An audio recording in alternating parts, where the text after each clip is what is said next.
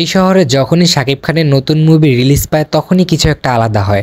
রাস্তায় পোস্টার, ফেসবুকে হাইপ, আর cinema হলগুলো Housefull. Mirpur cinema হলের টিকিট পাওয়া কিন্তু খুবই মুশকিল, কারণ শাকিব খানের মুভি মানে হাউসফুল।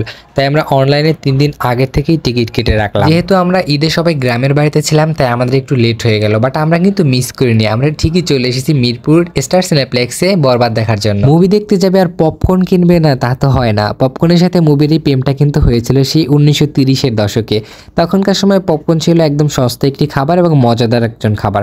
মানুষ হলে গিয়ে খুব সহজে এই খাবারটি কিনতে পারতো। এটার গন্ধ কিন্তু মানুষের মন কাটতো, সবাইকে মুগ্ধ করে ফেলতো। তো আমরাও পপকর্ন কিনে নিয়েছিলাম, সাথে আমরা তরমুজের জুসও নিয়ে গিয়েছিলাম। কিছুক্ষণের মধ্যেই মুভি শুরু হয়ে যাবে, আমরা সবাই ঠিকঠাকভাবে বসতে লাগলাম। দেখতে দেখতে কিন্তু পুরো হল একদম হাউসফুল হয়ে গিয়েছিল। আমরা যেহেতু একটু আগে ভাগে গিয়েছিলাম, এর জন্য দেখতে একটু ফাঁকা দেখা যাচ্ছে।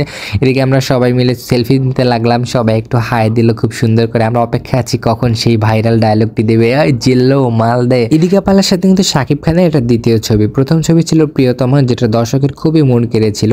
এটাতেও ইদিকা পাল খুব সুন্দর অভিনয় করেছিল, অনেক চমৎকার ছিল।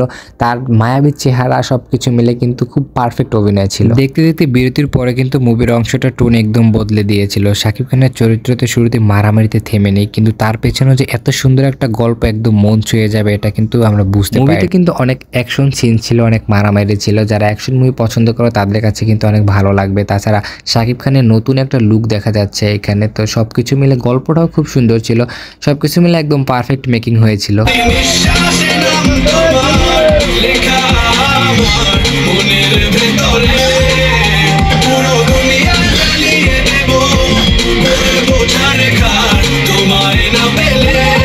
হল থেকে তো মুভি দেখে চলে এসেছি, কিন্তু এই গানটি কিছুতেই মাথা থেকে বের হচ্ছে না। আর একটা বিষয় হচ্ছে, এখানে কিন্তু মিশা সওদাগরকে বিশেষ একটি চরিত্রে দেখা গেছে। তোমরা যারাই মুভি দেখতে যাবা পুরোই অবাক হয়ে যাবে। এই মুভির মাধ্যমে কিন্তু আমাদের সবাইকে খুব সুন্দর একটা মেসেজ দেওয়া হয়েছে যে পাপ ছাড়ে না বাপকেও, পাপ করলে তার শাস্তি একদিন না একদিন ভোগ করতেই হবে। যারা এখনো বরবাদ মুভি দেখেননি তারা কিন্তু হলে গিয়ে দেখতে পারেন, আশা করি খুব ভালো লাগবে। Thank you.